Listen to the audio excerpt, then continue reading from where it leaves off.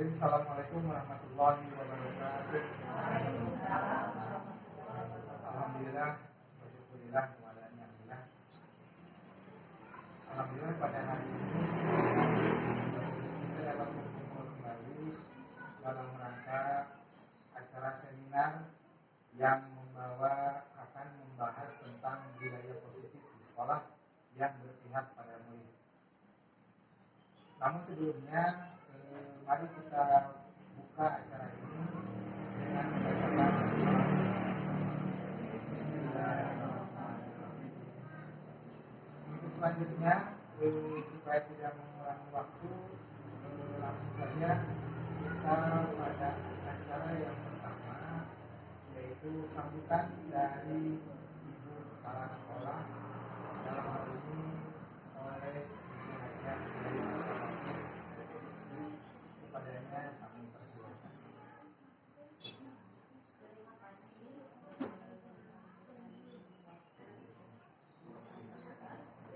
Assalamualaikum warahmatullahi wabarakatuh.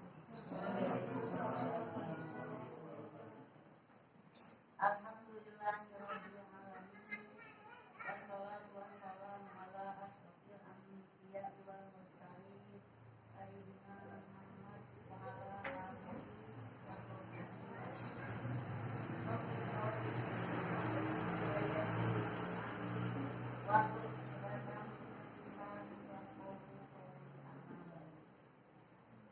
marilah kita mengucapkan puji dan syukur kepada Allah Subhanahu wa taala bahwasanya pada hari ini kita semua masih diberikan kenikmatan untuk berkumpul, kenikmatan sehat oleh Allah Subhanahu wa taala, sehingga pada hari ini kita semua bisa melaksanakan satu kegiatan seminar calon guru penggerak yang judulnya adalah perubahan positif, budaya positif.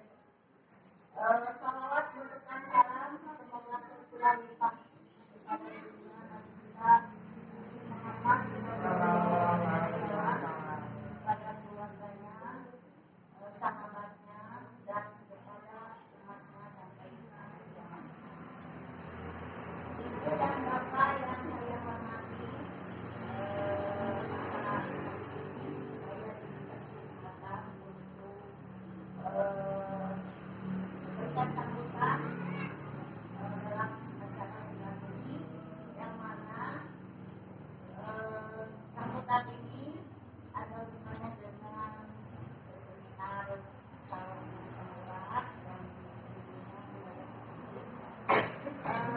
Baiklah, saya akan membuat paparan dan di sini untuk membangun budaya yang positif itu, dan sekolah perlu menyediakan lingkungan yang positif dan yang aman dan nyaman agar murid mampu berpikir, bertindak dan bersikap dengan merdeka, mandiri, dan bertanggung jawab. Jadi yang mana budaya positif ini mungkin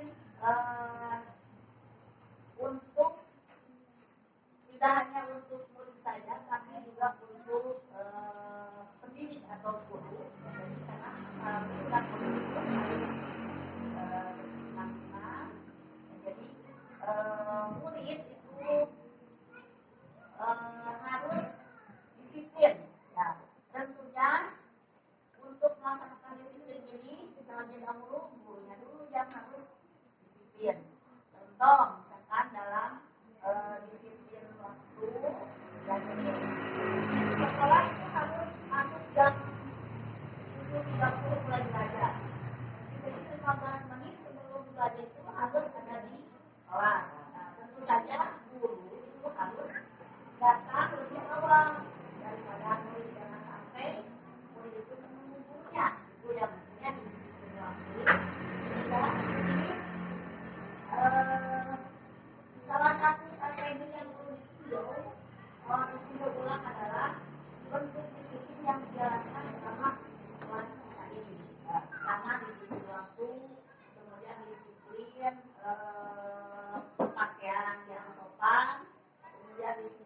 dalam waktu kegiatan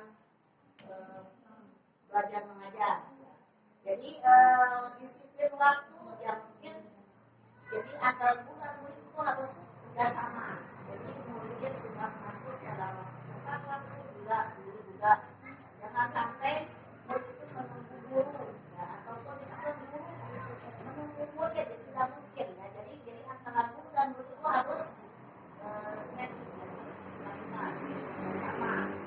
Dan disiplin dalam belajar, misalnya anak itu selama di dalam kelas itu harus mengikuti pembelajaran yang harus diikuti ya, jadi disiplin ya. Jadi yang disiplin di sini anak itu jangan sampai keluar dari bangku, nah kemudian anak menarik masuk alasan mau ke WC atau anak itu jajan, apalagi jadi jangan sampai jajan sambil belajar. Itu kan disiplin dalam pembelajaran. Dan kita selaku pendidik ya, jadi jangan sampai memaksakan memaksakan kepada anak. Jadi kan anak itu karakternya berbeda-beda ya. Mungkin anak itu ada yang cepat dalam menerima pelajaran, ada juga yang lamban, sehingga kita itu tidak boleh langsung menjudgment kepada anak bahwa anak itu tidak bisa. Kita sebelum memberikan suatu kesimpulan kepada kita harus menelusuri dulu apa latar belakang anak itu di rumahnya bagaimana, apakah dia itu sudah yakin ibunya atau bagaimana kasih sayang dari orang tuanya. Jadi kita tuh sebagai guru juga sebagai orang tua nih, orang tua kedua di sekolah, sehingga anak itu nyaman berada di sekolah. Bagaimana supaya anak itu nyaman di sekolah? Yang pertama itu kan perilaku dulu ya, sehingga anak itu siap atau anak itu merasa rindu kepada gurunya. Karena sekolah itu merupakan rumah kedua bagi anak didik kita. Dan kemudian dalam kebersihan sekolah di kelas itu menerapkan disiplin kepada anak. Jadi guru harus memberikan atau memberikan tugas atau tugas tiket yang harus dikerjakan secara bergantian oleh anak. Nah, jadi mungkin guru itu memberikan contoh. Bahkan anak itu kan tidak semuanya bisa kerja atau tidak semuanya rajin, dan juga yang anak itu waktu tiket tidak mengerjakan. Nah, jadi oleh gurunya diberi contoh dan kita mengarahkan supaya anak itu asalnya tidak bisa kerja menjadi asalnya tidak bisa menyapu, cara menyapu yang baik bisa. Dan pakaian juga. Jadi apa? Kalau di sekolah itu kan dalam kata tertib berpakaian. Jadi mulai dari hari Senin sampai hari Sabtu kan berpakaian seragam dengan pakaian yang berbeda-beda. Dari hari Senin sampai Selasa itu anak pakaian merah putih, kemudian hari Rabu pakai batik, habis sama batik, kemudian hari Jumat pakai muslim, hari Sabtu pakai olahraga atau pramuka. Karena kan pramuka itu sekarang masa pandemi ya sebenarnya tidak ada kegiatan ekstrkurikuler. Ya tidak hanya muridnya saja, tapi guru juga harus sama ya, disiplin berpakaian, disiplin Selasa pakaian merah atau pakaian gading, hari Rabunya merah putih ya. Kalau bisa tentunya harus sama seragam, tidak hanya kompak. Kemudian hari Kamis pakai baju apa? Dia harus sama. Kalau bisa itu dari mulai atas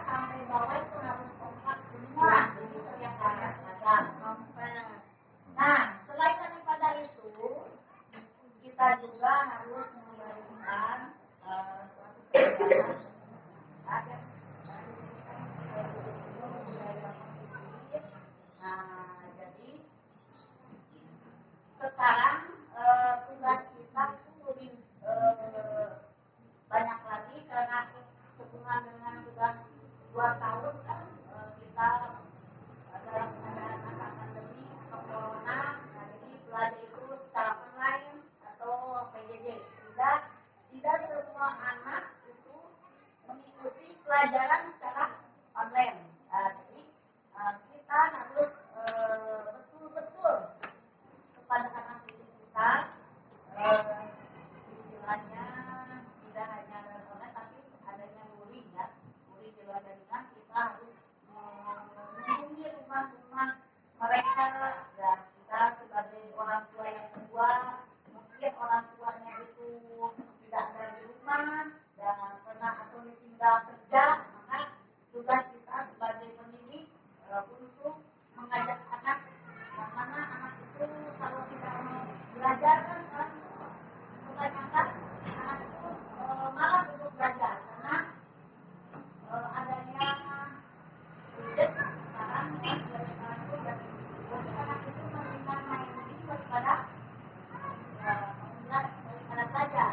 Jadi tugas kita itu salah satunya itu untuk memberikan motivasi, memberikan arahan kepada anak kita, kepada anak kita, supaya kita harus belajar dengan baik walaupun dalam keadaan masa pandemi. Nah, kemudian yang terakhir mungkin karena budaya positif ini, anak itu harus selalu menjaga ya, menjaga tingkah laku atau dalam misalnya kebiasaan berbicara atau dengan berbicara sopan santun ya, karena sekarang ini karena mungkin anak itu jarang bertatap muka dengan guru, sehingga anak itu banyak ya sedikitnya itu bahasanya itu ya jadi kurang enak didengar oleh telinga kita. Tugas kita juga, jadi tugas guru sebagai pendidik kepada anak didik kita harus sampai bisa ya merubah sikap mereka menjadi anak yang menjadi baik. Karena dalam sekolah ini tidak hanya memberikan pelajaran atau mentransfer pengetahuan, tapi tugas pokok kita itu yang pertama itu adalah mendidik ya, untuk membentuk karakter yang baik, yang membentuk karakter anak didik kita supaya menjadi anak yang baik, yang anak yang sopan, kemudian selalu disiplin, tanggung jawab. Kita jadi banyak sekali tugas kita untuk merubah karakter anak didik kita. Kita sebagai pendidik harus memberikan contoh yang baik. Mungkin sambutan dari saya hanya sampai ini ya. Adapun kekurangannya saya mohon maaf dan kita ambil komunikasi atas sambutan yang saya berikan kepada orang berkenan. Assalamualaikum warahmatullahi wabarakatuh. Alhamdulillah telah kita simak tadi sambutan dari Ibu Kepala Sekolah, di mana di dalamnya terdapat pemaparan sebagai pendahuluan pada materi pembahasan budaya positif di sekolah yang berpihak pada murid. Baiklah, kita masih pada pembahasan yang akan disampaikan oleh narasumber seminar ini, yaitu Bapak Dery Irawan SPD. Waktu dan tempat kami persilahkan untuk Ibu Kepala Sekolah, kami persilahkan untuk menempati tempat duduk yang sudah disediakan.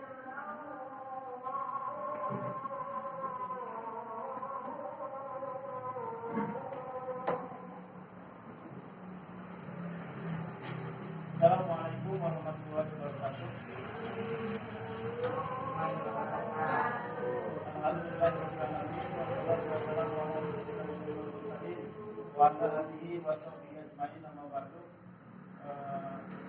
dengan menghormat kepala sekolah, guru, dan menghormat juga moderator yang memberikan pemaparan atau presentasi tentang sekolah. Yang ketiga itu yang menghormat juga dengan guru masih diganggu. Semoga Allah memberikan kesehatan dan juga keberkahan juga. Puji dan syukur kita panjatkan kepada Allah Taala yang telah memberikan nikmat iman Islam dan kesehatan kepada kita.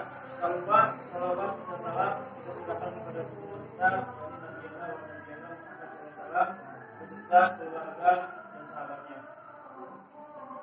Ibu dan bapak sekalian semuanya di sini, saya mohon maaf mohon izin kepada ibu kepala, moderator dan juga dewan guru untuk memberikan pemaparan tentang budaya positif di sekolah. Tapi sebelumnya, yang alhamdulillah berkat dukungan dan dorongan dari ibu kepala juga rekan-rekan semuanya, saya bisa berdiri di sini mengikuti calon guru penggerak yang telah berjalan alhamdulillah selama 3 bulan, yang insya Allah akan dilaksanakan pelatihan atau pelatihannya selama 9 bulan. Meskipun ada 9 lomba karya, alhamdulillah baru dilaksanakan 3 lomba karya, 1 dengan lomba karya perdana jadi 4. Mudah-mudahan saya pun tidak lupa meminta doanya, dukungan dari ibu kepala sekolah beserta rekan-rekan semuanya untuk mendoakan saya juga, semoga bisa selesai sampai akhir kegiatan guru penggerak ini. Baik Bapak Ibu dan semuanya, kita harus tahu dulu apa itu pengertian budaya positif. Ya. Pengertian budaya positif, perubahan paradigma evaluasi mandiri. Untuk membangun budaya yang positif, sekolah perlu menyediakan lingkungan yang positif, aman dan nyaman agar murid mampu berpikir, tindakan dan menciptakan dengan merdeka, murid dan bertanggung jawab. Salah satu strategi yang perlu ditinjau ulang adalah bentuk disiplin yang dijalankan selama di sekolah kita. Tentunya disiplin. Pembahasan disiplin kali ini kita akan meninjau teori yang dikemukakan oleh Diane Gossen. Sebelum kita gali lebih lanjut tentang teori disiplin restitusi dari Diane Gossen ini, mari menyamakan model berpikir kita tentang disiplin itu sendiri. Lazimnya disiplin dikaitkan dengan kontrol dalam hal ini, kontrol guru dalam menghadapi murid. Berikut paparan dari Dr. William Glasser dalam kontrol teori untuk meluruskan beberapa miskonsepsi tentang kontrol. Ada 4 di sini ya, ada 4 poin tentang kontrol teori ini. Yang pertama, administrasi guru mengontrol murid. Pada dasarnya kita tidak dapat memaksakan murid untuk berbuat sesuatu jika murid tersebut memilih untuk tidak melakukannya. Walaupun nampaknya kita sedang mengontrol perilaku murid tersebut. Hal ini karena murid tersebut sedang mengizinkan dirinya untuk kontrol. Yang kedua, ilustrasi bahwa semua penguatan positif, efektif dan bermanfaat. Penguatan positif atau rujukan adalah bentuk-bentuk kontrol. Segala usaha untuk mempengaruhi murid agar mengulangi suatu perilaku tertentu adalah suatu usaha untuk mengontrol murid tersebut. Dalam jangka waktu tertentu, memungkinkan murid tersebut akan menyadarinya dan mencoba untuk melakukan rujukan kita. Atau bisa jadi murid tersebut menjadi tergantung pada pendapat sang guru untuk berusaha. Jadi di sini kita perlu mengontrol siswa kita bagaimana untuk menerapkan budaya positif di sekolah ini, yaitu dengan cara berbagai macam cara kita. Apa itu budaya positif? Yang pertama tadi yang dijelaskan oleh ibu kepala, yaitu tentang berperilaku, berbicara, sopan santun, berpakaian, dan juga karakteristiknya juga. Selanjutnya yang ketiga, ilustrasi bahwa kritik dan membuat orang bersalah dapat menguatkan karakter.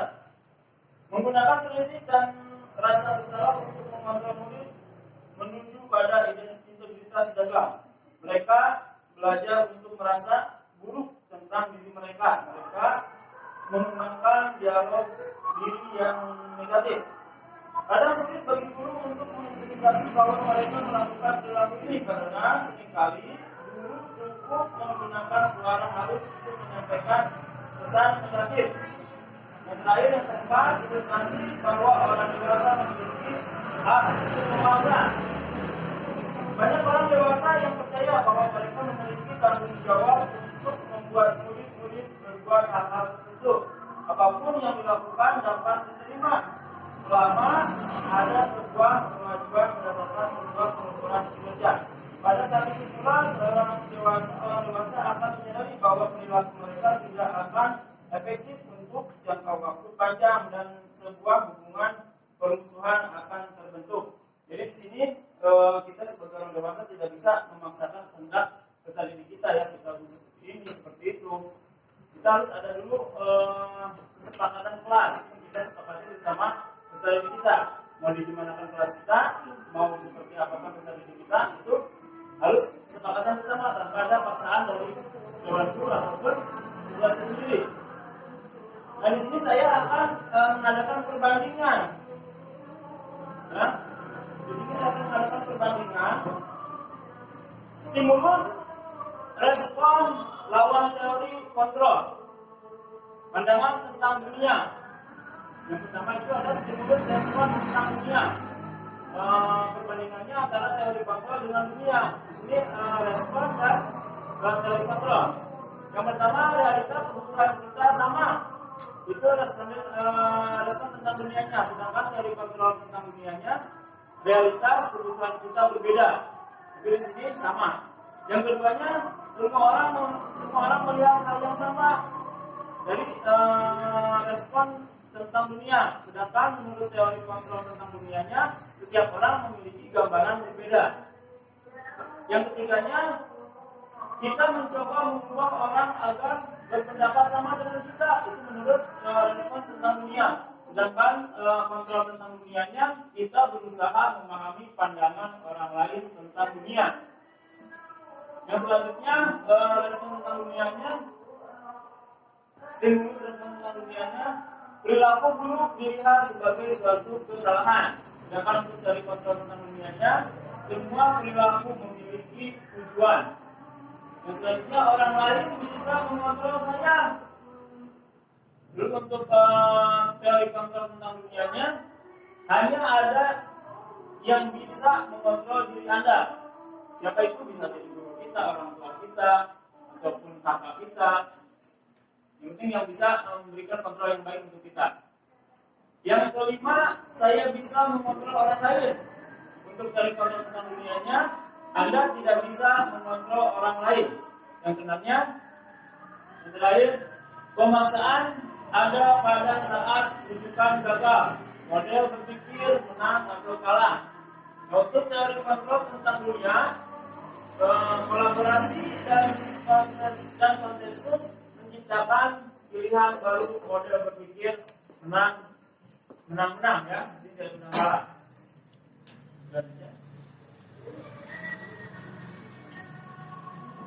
Nah di sini pun juga ada konsep disiplin positif dan motivasi. Makna kata disiplin kebanyakan orang akan menghubungkan dengan kata disiplin, yaitu tertib, teratur, dan kepatuhan kepada peraturan.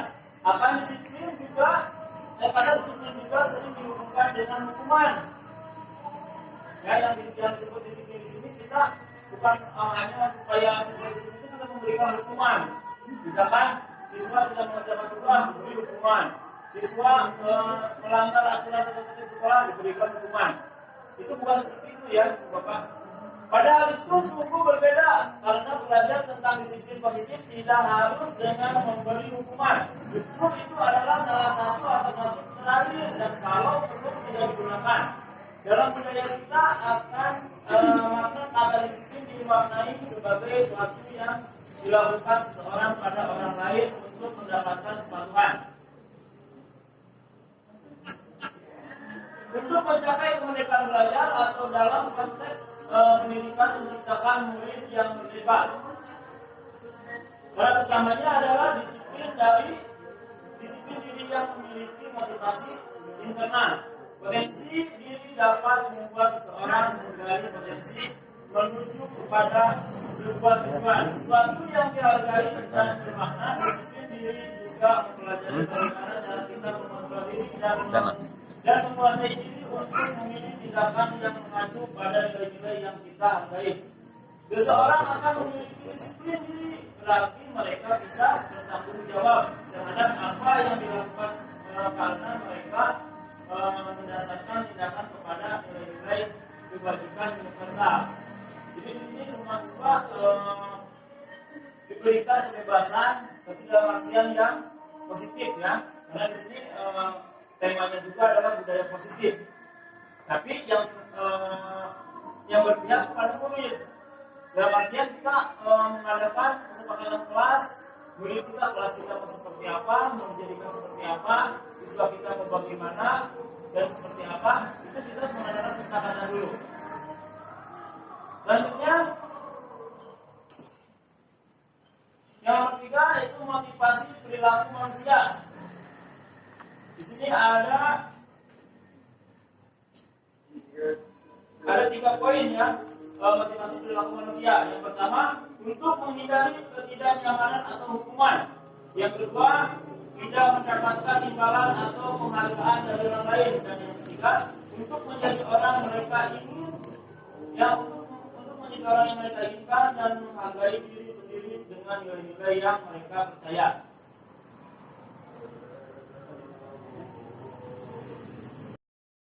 Mengapa keyakinan kelas tidak peraturan kelas disebutnya? Kenapa disebutnya keyakinan kelas? Nah, suatu keyakinan akan lebih memotivasi seseorang dari dalam atau motivasi secara intrinsik. Seseorang akan lebih tergerak dan bersemangat untuk menjalankan keyakinannya daripada hanya sekedar mengikuti serangkaian peraturan. Nah, di sini saya jelaskan ya mengapa keyakinan kelas tidak peraturan. Kalau peraturan kadang-kadang anak-anak sekarang itu jarang sekali mengikuti peraturan sekolah. Apa yang kita lakukan anak ini seperti itu, ini seperti ini. Karena ini bukan kesepakatan kelas. Peraturan yang dibuat oleh kelas, oleh sekolah ataupun oleh guru. Tapi kalau dijadikan kita sebagai keyakinan kelas, kita berkolaborasi dengan peserta didik. Siswa kita mau seperti apa, kelas kita mau dibagaimanakan. Kalau terjadi seperti itu maka akan terciptalah suasana kelas yang harmonis. Selanjutnya, pembentukan keyakinan kelas. Nah, di sini ada beberapa poin. Ada 7 poin pembentukan keyakinan kelas. Yang pertama, keyakinan kelas bersifat lebih abstrak daripada peraturan, yang lebih rinci dan konkret. Ya. Jadi untuk keyakinan kelas itu lebih abstrak kelihatan ya dibandingkan dengan peraturan. Siswa lebih bisa memahami, lebih bisa mengikuti keyakinan kelas apa yang direncanakan oleh guru dan siswa tersebut. Misalkan di kelas kondisi harus kondusif saat belajar. Sepakat atau tidak? Semuanya kalau sepakat, nanti semua siswa jangan melanggar keyakinan kelas yang sudah dibuat. Misalkan kelas harus bersih dan rapi. Nah, itu juga menurut keyakinan kelas yang sudah dibuat oleh guru dan peserta didiknya, dan lain sebagainya. Yang kedua, keyakinan kelas berupa pernyataan universal yang menyeluruh. Apa saja, misalkan tata ruang kelas, terus juga pengecatan kelas, bagaimana agar anak bisa belajar dengan nyaman dan menyenangkan. Itu kita bisa menyediakan atau memfasilitasi kenyamanan kelas secara universal. Pada peserta didik kita itu pun harus berdasarkan keyakinan bersama antara siswa dan gurunya. Kita berkoordinasi dengan siswa dan juga kepala sekolah, bagaimana kelas kita ini supaya menciptakan suasana yang aman, nyaman dan menyenangkan untuk peserta didik kita saat melaksanakan kegiatan belajar mengajar di sekolah. Yang ketiga, pernyataan keyakinan kelas senantiasa dibuat dalam bentuk positif. Tentu saja ya, tidak mungkin kita membuat keyakinan kelas yang negatif. Pastinya hal yang baik yang bermanfaat bagi peserta didik kita, juga untuk kita ketika saat melakukan kegiatan belajar mengajar di kelas. Yang keempat, keyakinan kelas hendaknya tidak terlalu banyak sehingga mudah diingat dan dipahami oleh semua warga kelas. Nah di sini juga kita harus membatasi minimal ada 7 atau 10 yang terlalu banyak pimpinan kelas yang kita sepakati dengan siswa supaya anak bisa mudah mengingatnya, ataupun kalau tidak seperti itu kita bisa menulisnya atau mencetaknya ditempel di mading kelas atau di dinding atau dimanapun agar anak ketika lupa bisa melihat kembali keyakinan kelas yang mereka buat atau yang mereka sepakati bersama gurunya. Yang kelima, keyakinan kelas sebaiknya sesuatu yang dapat diterapkan di lingkungan tersebut. Ya, itu sudah pasti. Kenapa? Karena kalau mereka membuat keyakinan kelas itu hanya untuk di kelas saja. Kalau untuk di sekolah itu beda lagi ya. Biasanya yang mengadakan atau yang memberikan keyakinan kelas ke sekolah itu ibu kepala sekolah. Bagaimana keyakinan sekolah kita misalkan menerapkan budaya positif tentang lingkungan yang sehat dan bersih, terus juga lingkungan belajar yang aman, nyaman dan menyenangkan dan sebagainya. Dan selanjutnya yang keenam, semua warga kelas hendaknya ikut kontribusi dalam pembentukan keyakinan kelas dalam kegiatan pendapat. Baik, untuk yang selanjutnya yaitu pemenuhan kebutuhan dasar. Sini ada pemenuhan dasar khusus. Kita ambil contoh ya. Mungkin di sini saya sudah seringkali berhadapan dengan siswa yang beraneka ragam dan macam sikap, karakter dan perilakunya. Nah, di sini kebetulan saya menemukan salah seorang siswa ketika jam pelajaran saya ambil contoh ya. Pak Dewi adalah guru PJOK di SD Cijambu. Sedang itu saya kebingungan menghadapi ulah salah satu muridnya, yaitu di kelas 6, siswa kelas 6. Nah, kita ambil saja yang namanya Rafli. Beberapa anak di kelas 6 telah datang kepada saya dan mengeluhkan Rafli seringkali meminta uang jajan dan membuli dengan kata-kata yang kurang baik kepada beberapa orang siswa di kelas 6. Ya. Jika ibu dan bapak menghadapi situasi seperti saya, apa yang akan ibu bapak lakukan? Menurut ibu bapak kira-kira apa alasan Rafli melakukan hal tersebut? Ya. Sini nanti kita akan membahas tentang perilaku mungkin di kelas 5, kelas 4, kelas 3, kelas 2, bahkan kelas 1 mungkin ada siswa yang seperti itu. Di sini ada 5 kebutuhan dasar manusia. Ya, yang pertama, kebutuhan bertahan hidup.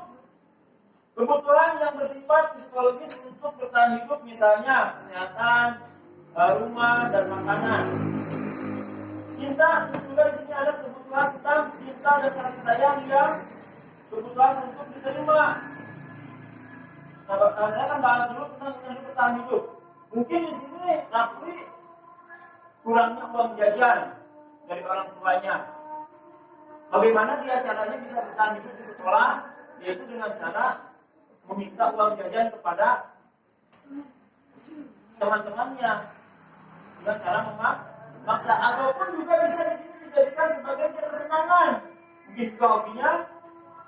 Saya akan bacakan dulu di sini cinta dan kasih sayang, kebutuhan untuk diterima, kebutuhan akan hidup dan koneksi sosial, kebutuhan untuk memberi dan menerima kasih sayang, dan kebutuhan untuk merasa menjadi bagian dari suatu kelompok. Terus juga penguasaan, kebutuhan pengakuan atas kemampuan. Kebutuhan ini berhubungan dengan kekuatan untuk mencapai suatu, menjadi kompeten, menjadi terampil dan diakui atas prestasi dan keterampilan. Yang keempatnya, kebutuhan akan dipilih, kebutuhan akan kemandirian, otonomi, memiliki pilihan atau mampu mengendalikan arah hidup seseorang. Nah, di sini pun kita tidak boleh menjudge Rafli seperti orang yang bersalah. Kita harus bisa berkoordinasi dulu, menanyakan dulu kepada Rafli apa penyebabnya Rafli melakukan hal seperti itu. Apakah memang Rafli itu tidak diberikan uang jajan oleh orang tuanya, ataupun memang kebiasaannya Rafli seperti itu. Nah, kita sebagai pendidik harus bisa mengarahkan ke arah yang lebih baik lagi atau yang lebih positif lagi, agar lelaki tidak salah jalan. Yang terakhir yang kelima yaitu kesenangan, kebutuhan untuk merasa senang. Kebutuhan untuk mencari kesenangan, bermain dan tertawa ini dihubungkan dengan kebutuhan seseorang dengan belajar. Dan mungkin juga di sini tanda kutip ya, laki itu mungkin membuli temannya itu dengan merasa senang. Mungkin sudah menjadi kesenangannya atau hobinya. Untuk selanjutnya di sini ada 5 posisi kontrol. Nah, untuk mengontrol laki di sini ada juga 5 posisi kontrolnya. Berikut ini akan disampaikan suara model disiplin yang berpusat kepada murid. Nah, di sini 5 posisi kontrolnya. Yang pertama yaitu penghukum. Ada suara tinggi, bahasa tubuh, mata melotot, jari menunjuk. Seorang penghukum bisa menggunakan hukuman fisik maupun verbal. Orang-orang yang menjalankan posisi penghukum senantiasa mengatakan bahwa sekolah memerlukan sistem atau alat yang dapat lebih menekankan murid-murid lebih dalam lagi. Nah, di sini mungkin di sini ada hukuman yang verbal ya. Nah, untuk saat ini mungkin ada undang-undangnya ya, hak asasi anak, bahwasanya untuk hukuman itu tidak boleh secara verbal. Bagaimana hukumannya kita bisa dirubah, yang asalnya kita jewer ataupun dicubit dan sebagainya, kita bisa dengan cara hukumannya membersihkan taman, membersihkan toilet dan lain sebagainya. Di sini pun juga ada contoh-contohnya perkataan tentang hukuman. Guru yang menerapkan posisi penghukum akan berkata, di sini ya, patuhi aturan saya atau awas. Yang kedua, kamu selalu salah. Yang ketiganya, kamu pasti selalu yang terakhir selesai. Nah, mungkin di sini kita akan mendapatkan atau menemukan salah satu siswa kita di sekolah. Yang pertama, patuhi aturan saya. Nah, itu pun kita jangan menjadi seperti itu. Kenapa? Karena akan menimbulkan anak menjadi malas belajar di sekolah. Bahkan anak akan malas ke sekolah. Dan akhirnya anak tidak mau pergi ke sekolah dan belajar.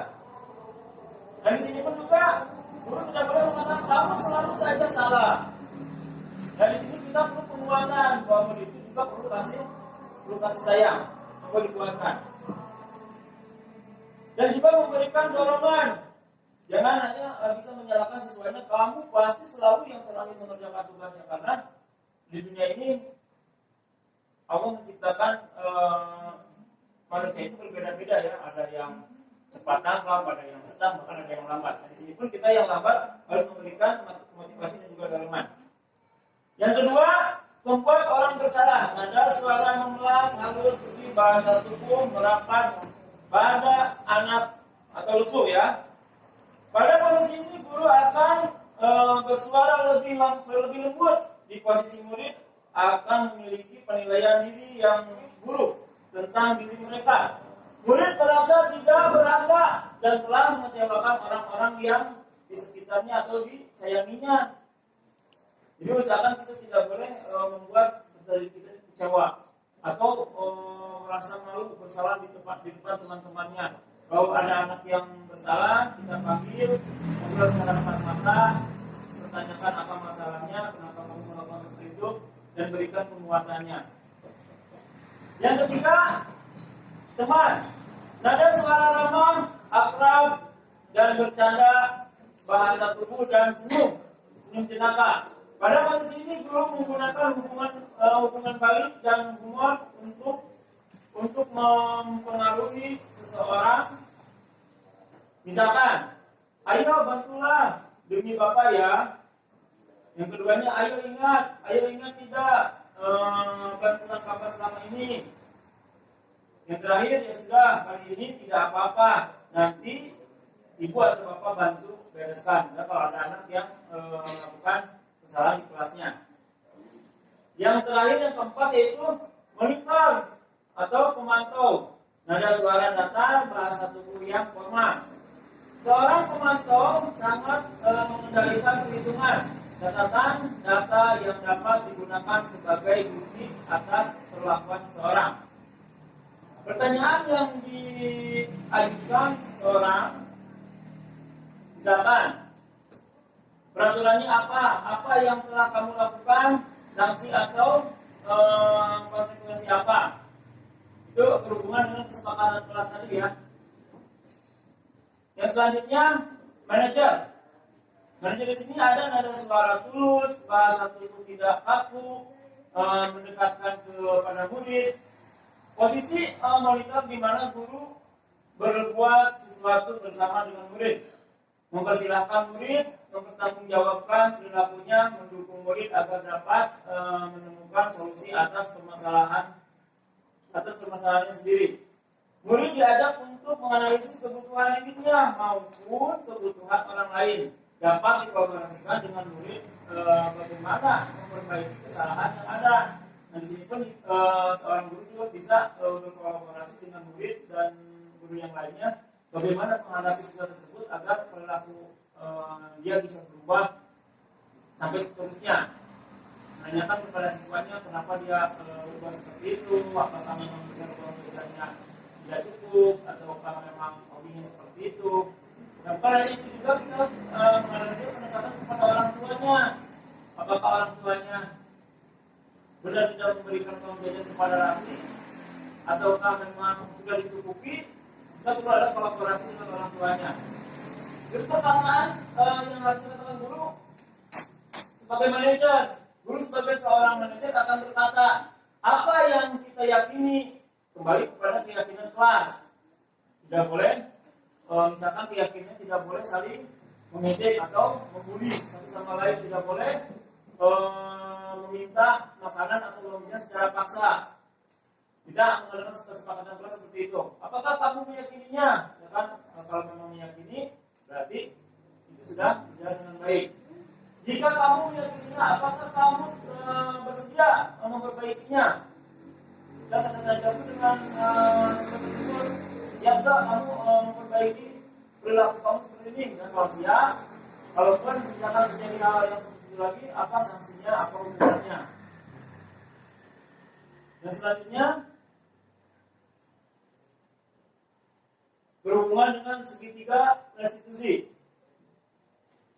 Nah, di sini apa yang dimaksud dengan segitiga restitusi? Restitusi adalah proses menciptakan kondisi segitiga kondisi bagi siswa untuk memperbaiki kesalahan mereka dan proses kolaboratif yang mengajarkan murid untuk mencari solusi dalam sebuah permasalahan. Di sini ada beberapa ciri-ciri tentang restitusi yang membedakan dengan program disiplin. Yang pertama, restitusi bukan untuk menebus kesalahan, namun untuk belajar dari kesalahan.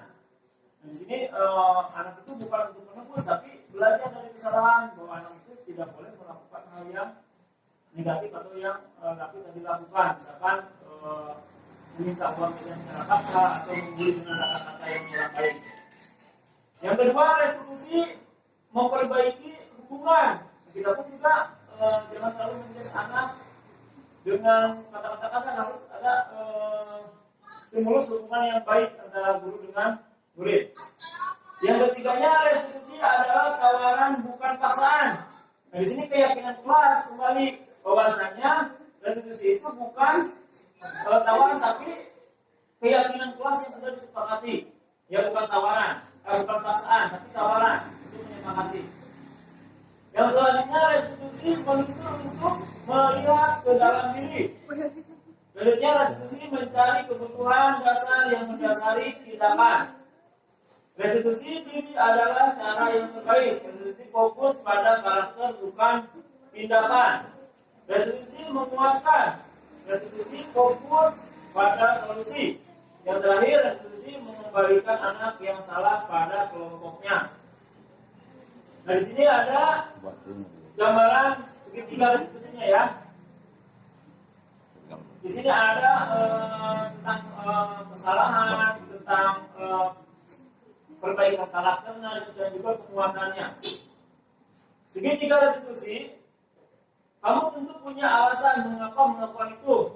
Pada Raffi yang kita tanyakan, apakah adakah cara yang lebih efektif untuk mendapatkan apa yang kamu butuhkan? Karena Raffi atau kita sebagai gurunya menanyakan kepada siswa, apakah kalian sudah makan, apakah kalian punya uang jajan. Kalau yang belum makan, kalau yang tidak punya uang jajan, kita bisa membantu mereka dengan cara apapun. Misalkan di kelas ada uang kas, ataupun juga infak dari hari Jumat ya, itu bisa dibantu kepada siswa-siswa yang kurang mampu. Terus kita juga menanyakan kepada anak itu, setiap orang pasti pernah melakukan kesalahan, ya, untuk penguatan dirinya agar anak itu tidak merasa bersalah. Kamu bukan satu-satunya yang pernah melakukan hal ini, ya, mungkin di luar sana banyak atau di sekolah lain banyak yang lebih kurang baik lagi daripada perilaku kamu. Lalu keyakinan kelas apa yang telah kita sepakati? Nah, kita kan sudah memberikan keyakinan kelas yang sudah disepakati oleh guru dan murid. Terus menanyakan kamu ingin menjadi orang seperti apa? Semoga kamu bisa berubah dari hal yang negatif menjadi positif. Ini juga ada validasi tindakan yang salah, menstabilkan identitas, menanyakan keyakinan tentang segitiga restitusi. Nah, selanjutnya di sini ada tahapan segitiga restitusi. Yang pertama, menstabilkan identitas. Berbuat saja tidak apa, ya, tidak apa-apa, tidak ada manusia yang sempurna. Saya juga pernah melakukan kesalahan seperti itu. Kita bisa menyelesaikan ini. Terus juga Bapak Ibu tidak tertarik mencari siapa yang salah, tapi Bapak Ibu ingin mencari solusi dari permasalahan ini. Kamu berhak merasa begitu. Apakah kamu sedang menjadi teman yang baik bagi dirimu sendiri? Nah, tidak dari menstabilkan identitas ini perlu ada rujukan atau obrolan antara siswa yang bermasalah. Tidak usah menyalahkan sepenuhnya kepada siswa tersebut. Bahkan kita harus melakukan solusinya, mencari solusinya. Apa solusinya untuk menindaklanjuti siswa yang seperti itu? Karena saya yakin di sekolah ini bukan hanya 1-2 raffi yang ada, mungkin banyak. Ya.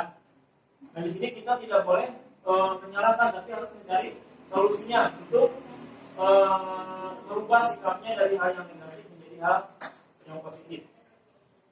Yang kedua, validasi tindakan yang salah. Padahal kamu bisa melakukan yang lebih baik. Padahal kamu bisa melakukan yang lebih buruk dari ini ya. Kamu pasti punya alasan mengapa melakukan hal itu. Kamu patut merasa bangga pada dirimu sendiri karena kamu telah melindungi sesuatu yang penting buatmu. Kamu boleh mempertahankan sikap itu, tetapi kamu harus menambahkan sikap yang baru.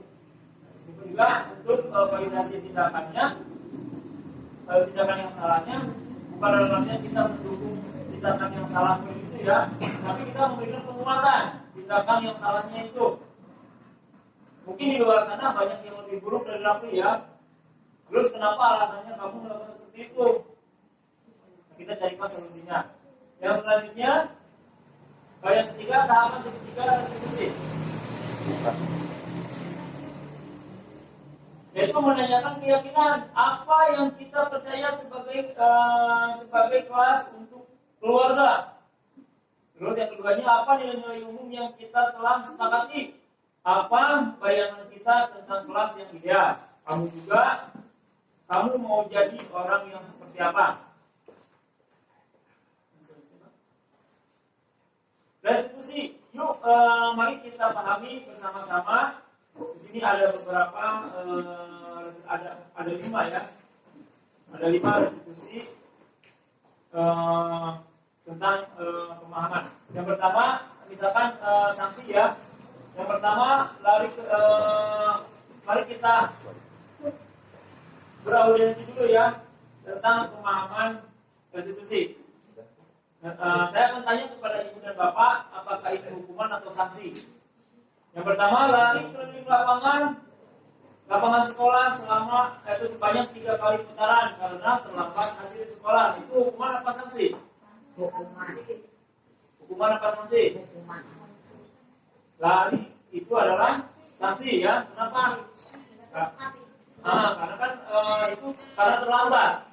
Bagi yang terlambat, hukuman itu perbuatannya sendiri. kalau sanksi itu yang sudah disepakati. Misalkan, anak-anak kamu harus hadir jam 7.30 harus sudah di sekolah. Misalkan itu sudah disepakati ya. Misalkan ada yang terlambat, nah itu harus dikenakan sanksi. Sanksinya misalkan kita sudah buat, sanksinya apa? Misalkan kamu berdiri di sini angkat 1 kaki selama 10 menit, misalkan sanksi ya. Yang kedua yaitu membersihkan coretan yang dibuatnya di meja tulis. Itu hukuman apa sanksi? Hukuman. Nah itu hukuman. Kenapa disebut hukuman? Karena perbuatan sendiri dia yang mencoret-coret bangkunya sendiri atau bangku orang lain, dia dihukum membersihkan bangku sendiri ya. Yang ketiga, murid diminta untuk push up 15 kali karena tidak menggunakan masker kesehatan ke sekolah. Itu hukuman apa sanksi? Sanksi ya, karena saya sepakati bahwasanya untuk para siswa itu harus menggunakan masker kesehatan selama mengikuti kegiatan belajar. Yang keempat, murid dimintai untuk bertelanjang kaki sepanjang hari karena tidak menggunakan sepatu warna hitam sesuai peraturan sekolah. Sanksi. Bukan sanksi. Sanksi ya, karena itu sudah ada peraturannya di sekolah. Bahwa setiap siswa dari hari Senin misalkan sampai hari Jumat harus menggunakan sepatu warna hitam. Ada yang menggunakan warna putih berarti harus ditelanjangi atau dicopot sepatunya, tidak menggunakan sepatu. Yang terakhir, yang kelima, berdiri di depan kelas sambil mengangkat 1 kaki karena tidak bisa menjawab pertanyaan. Itu hukuman apa sanksi? Nah, itu hukuman. Kenapa dihukum? Karena tidak bisa menyelesaikan tugas atau menjawab yang diberikan oleh gurunya. Ya.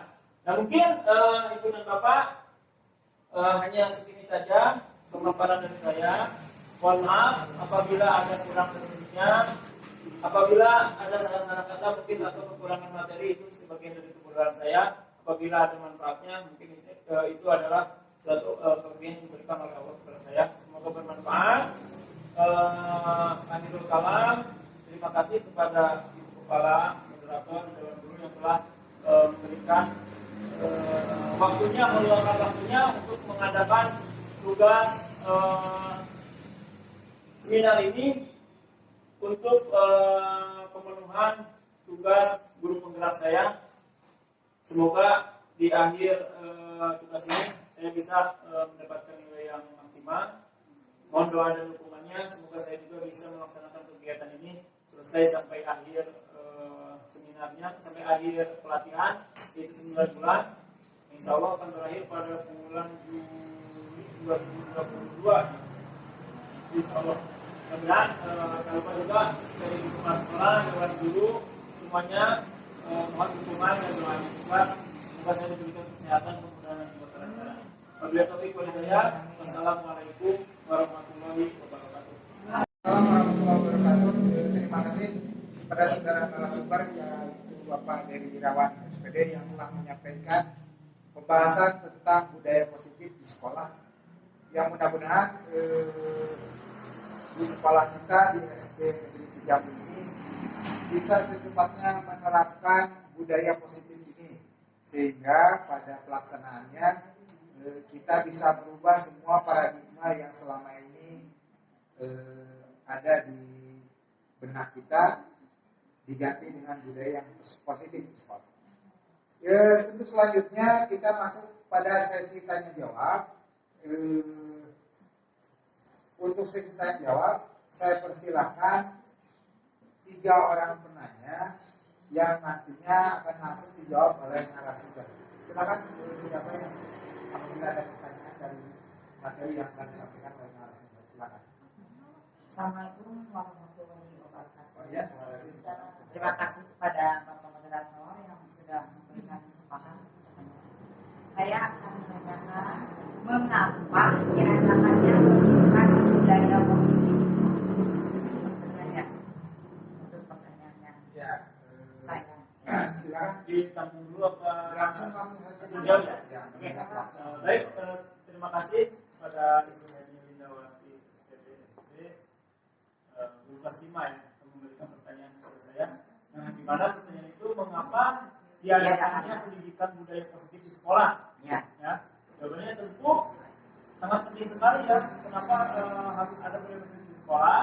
Karena pendidikan budaya positif dapat mengubah karakter dari siswa. Dan itu juga pendidik budaya positif juga dapat siswa menjadi disiplin dan tanggung jawab dengan apa yang mereka perbuat dan lakukan di sekolahnya, dengan mengadakan keyakinan kelas, hal-hal yang positif, apa yang kita yakini di kelas itu seperti apa. Dari kelas 5 dari kelas 3 kayak yang kelas apa yang ibu dan siswa inginkan, maka situasi belajar yang nyaman, yang aman, terus juga lingkungan kelas yang tertata rapi, dan sebagainya. Nah itu sangat penting sekali budaya positif diterapkan di sekolah. Gimana sih jawabannya? Kelas? Terima kasih ya penjelasan yang sudah dijelaskan. Terima kasih Ibu Neni. Untuk selanjutnya masih apabila masih ada, saya berikan 2 kesempatan. Silakan. Saya mau bertanya ya. Oh iya, silakan tidak. Untuk ini ya, budaya positif itu bagaimana dengan sikap siswa jika sekolahnya diterapkan pendidikan budaya positif untuk siswa sekolah? Makasih. Baik, bagaimana? Terima kasih Bu Lida atas pertanyaannya. Mungkin di sini kita perlu meninjau ulang ya, bagaimana cara menerapkan budaya positif di sekolah kita, mungkin ya, pada sekolah kita. Itu sangat banyak sekali yang perlu kita lakukan. Bagaimana yang perlu kita lakukan? Tidak lain, tidak bukan kita harus mengadakan pendekatan dulu dengan siswa. Apakah kenapa seperti itu? Karena setiap siswa itu memiliki karakter dan sikap yang berbeda-beda. Apakah siswa itu memang kebiasaan seperti ini, apakah seperti itu? Nah, kita sebagai pendidik atau sebagai guru harus mengarahkan siswa kepada hal-hal yang positif lagi. Misalkan anak tersebut dengan berpakaian yang kurang rapi, nah, kita harus beri penjelasan jangan dengan cara menyalahkan. Kamu ini pakaian tidak rapi, nah, bukan seperti itu. Nah, pakaian kamu kurang rapi ya. Gimana kalau sedikit dirapikan, misalnya seperti itu ya. Yang kedua, misalkan dari segi perkataan. Kadang-kadang kan anak sekarang ini banyak sekali berkata yang kurang sopan atau kurang baik didengar. Bukan perkataan kasar. Nah, kita pun juga bisa membujuknya. Karena misalkan siapapun namanya itu, misalkan ya dengan berkata yang kasar harus berbicara yang sopan. Itu salah satu juga penerapan budaya positif yang akan diterapkan kepada siswa di sekolah. Banyak lagi lain halnya, misalkan dari segi kebersihan, kerapihan, ketertiban, dan juga ketepatan waktu ketika kegiatan belajar dikerjakan. Mungkin itu saja. Terima kasih. Silakan untuk 1 orang penanya lagi. Yang terakhir ya. Kapan pendidikan budaya positif diterapkan? Nah, terima kasih untuk Ibu Elin. Pertanyaannya bagus sekali. Ini kapan ya pendidikan budaya positif ini diterapkan di sekolah? Nah, ini seharusnya memang dari sejak ini. Sebetulnya kita sudah melaksanakan dari jauh-jauh hari, tapi mungkin sekarang baru kita paham apa itu budaya positif ya. Pendidikan budaya positif yang paling mudah diterapkan pada anak masih berusia ini. Jadi dari sejak kelas 1, kelas 2, bahkan sampai kelas 1 kita sudah menerapkan budaya positif pada siswa kita agar karakter mereka bisa terbentuk dan kita pun bisa menciptakan suasana sekolah yang sesuai misi kita apa? Pertama kan misi kita itu menciptakan atau menciptakan budaya yang berakhlakul karimah, kemudian berakhlakul karimah, terus berkarakter baik dan juga berprestasi. Pada masa ini anak-anak muda akan mengikuti pendidikan tersebut dengan melatih yang sederhana seperti merapikan tempat tidur. Misalkan kalau di sekolah kan kita tadi Bu Elin bertanya kapan pendidikan budaya positif itu diterapkan di sekolah, yaitu dengan sejak ini dengan cara apa? Caranya yaitu dengan membersihkan kelas, mengadakan tiket, menyapu kelas, terus merapikan buku dan sebagainya. Itu juga termasuk salah satu budaya positif di kelas. Mungkin itu saja. Puas jawabannya. Ya, puas ya. Mudah-mudahan semua peserta seminar ini tidak puas sehingga nanti akan mencari-cari dari sumber lain maupun dari narasumber itu sendiri. Begitu, mari kita berikan dulu sebelum ditutup kita berikan dulu aplaus untuk narasumber kita. Terima kasih. Rekan-rekan sekalian, kita sudah sampai pada ujung dari pelaksanaan seminar ini. Mudah-mudahan kita semua dapat memahami dan insya Allah melaksanakan apa yang telah disampaikan oleh narasumber tentang budaya positif di sekolah ini. Untuk itu mari kita tutup saja pertemuan hari ini. Jika tidak ada yang akan disampaikan lagi, kita tutup dengan pembacaan hamdalah bersama-sama. Alhamdulillah. Sukses.